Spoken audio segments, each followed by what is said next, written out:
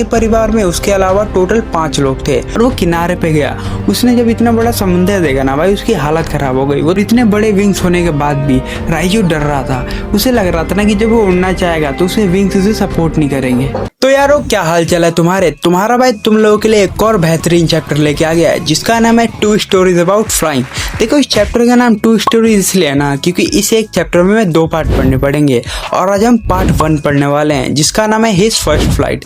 और मजे की बात यह है कि तुम्हारे बुक का भी नाम है फर्स्ट फ्लाइट। देखो, ये स्टोरी ना एक यंग सीगल के ऊपर बेस्ड है जिसके परिवार में उसके अलावा टोटल 5 लोग थे। उसके 2 बड़े भाई, एक छोटी बहन, एक मम्मी और एक पापा।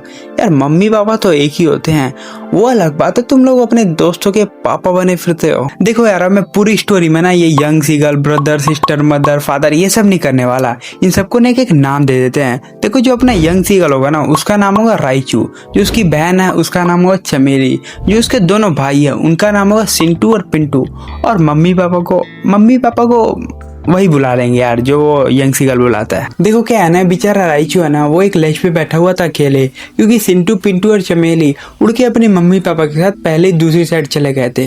पर जैसे ही राइचू ने ट्राई किया ना कि मैं भी उड़ के जाता हूँ, और वो किनारे पे गया, उसने जब इतना बड़ा समुंदर देखा ना भाई, उसकी हालत खराब हो गई। वो तुरंत भाग के वहीं चला गया जहाँ वो सोता था। ये सब देख के ना राइचू के मम्मी पापा उसे बहुत गुस्सा थे, क्योंकि सिंटू, पिंटू और चमेली के विंग्स राइचू से छोटे थे और उसके बावजूद भी वो लोग अपनी मम्मी पापा के साथ उड़ के दूसरी साइड चले गए थे। और इतने बड़े विंग्स होने के बाद भी राइजू डर रहा था। उसे लग रहा था ना कि जब वो उड़ना चाहेगा तो उसे विंग्स उसे सपोर्ट नहीं करेंगे। उसकी मम्मी पापा ना उसे जोर जोर से डांट रहे थे कि उठ जा नालायक, नहीं उठा तो खाना नहीं देंगे, भूखे रहना पड़ेगा, ये वो। पर इन सब के बावजूद भी वो उठने का नाम ही नहीं ले रहा था। वो इतना डर गया था जैसे उसने कॉन्जूरिंग का भूत देख लिया। लगभग 24 घंटे बीत चुके थे, उसके पास कोई आया तक नहीं था। वो बस देखे जा रहा था कि कैसे उसके मम्मी पापा उसके भाई बहन को उड़ना सिखा रहे हैं, वेव्स के ऊपर से मछलियां पकड़ना सिखा रहे हैं। उसने देखा ना कि सिंटू ने अपनी लाइफ की पहली मछली पकड़ ली है।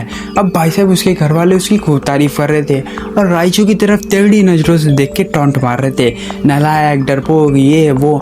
यार, ये बिल्कुल वैसा ही है ना जैसे तुम्हारे बगल में कोई शर्मा जी का लौंडा टॉप कर जाए और तुम्हारे मार्क्स उससे कम आ जाए। जो ताने तुम्हें उस समय पड़ता है ना, वही ताने अपने राइचू को पड़ रहे थे। देखो, अब धीरे धीरे सूरज ऊपर आ रहा था और गर्मी बढ़ती जा रही थी, क्योंकि अपने राइचू ने पूरे 24 घंटे से कुछ खाया नहीं था, इसलिए अब उसका भूख आउट ऑफ कंट्रोल हो रहा था।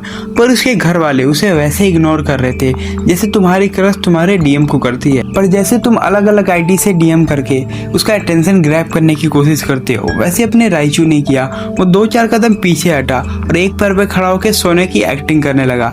पर जैसे वो तुम्हारे हर डीएम को इग्नोर कर देती है, वैसे ही राइचू के घर वालों ने किया। उसने देखा किसी को कुछ फर्क ही नहीं पड़ रहा। उसके भाई बहन मस्त चिल होके खेल रहे हैं, उसके पापा फेदर साफ कर रहे हैं, पर बस उसकी मम्मी थी जिसने उसकी तरफ देखा था। देखो यार, मम्मी की बात ही अलग होती है। मम्मी हम लोगों की बहुत केयर करती है, इसलिए तुम लोग भी अपनी मम्मी की केयर क्या करो। खैर, उसकी मम्मी ना फिश तोड़ तोड़ के खा रही थी। अब ये देखने के बाद ना राइचू का भूख पीक पे पहुंच गया। वो भी सोच रहा था काश एक बार मछली मिल जाए, मैं भी ऐसी तोड़ तोड़ के खाऊंगा, कतई तहल का ऑमलेट बना दूंगा। यार, बहुत बार तुम्हारे साथ भी होता होगा कि तुम्हारी मम्मी तुमसे गुस्सा हो जाती होगी और कहती होगी अब खाना नहीं मिलेगा, पर जब तुम्हें भूख लगता है तुम रोने की एक्टिंग नहीं करते, मम्मी प्लीज खाना दे दो, खाना दे दो, खाना दे दो। वैसे अपना राइचू कर रहा था अपनी मम्मी के सामने, गा गा गा गा, मतलब खाना दे दो। पर इसकी मम्मी चिढ़ा के कहती है आजा आके ले ले, अगर खाना है तो आके ले ले। पर फिर भी वो हेल्पलेस होके रोता रहता है और कहता रहता है खाना दे दो, खाना दे दो। अब थोड़ी देर बाद ना उसकी मम्मी उसकी तरफ फिश लेके उड़ जाती है और अपना राइचू एक्साइटेड रहता है, फाइनली भाई खाना मिलेगा, खाना मिलेगा।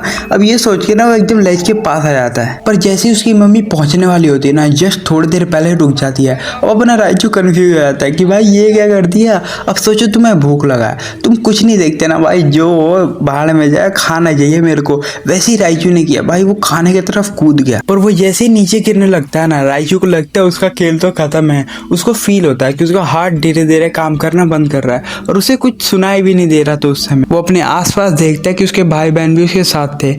वो गिर नहीं रहा था, वो उड़ रहा था। उसके पंखों ने भी उसके साथ देना शुरू कर दिया था अपने आप। वो देखता है कि उसके मम्मी पापा भी उसके साथ थे।